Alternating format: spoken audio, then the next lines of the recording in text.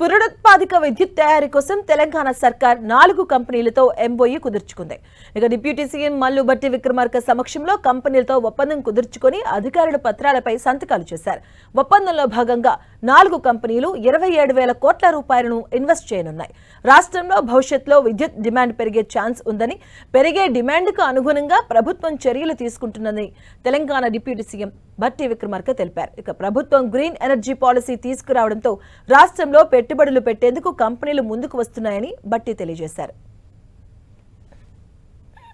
Sun petro సంబంధించినటువంటి company 3,400 మెగావాట్లతో pump storage project కోసం 20,000 కోట్లతో పెట్టుబడి పెట్టడానికి ఒక ఎంఓ చేయడం జరిగింది. అట్లాగే మెగా కంపెనీ వారు కూడా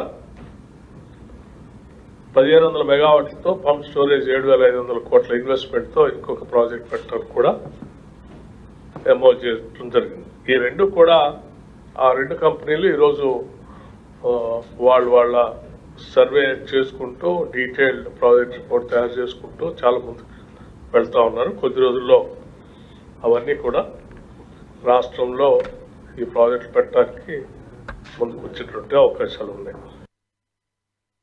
సో ఇంత డిమాండ్ పెరిగితే ఈ డిమాండ్ సరిపోయే విధంగా మనం ప్రాజెక్టుని భవిష్యత్తులో దృష్టిలో పెట్టుకొని ఇక్కడ ఏర్పాటు చేసుకోవాల్సిన పరిస్థితి కూడా ఉంది.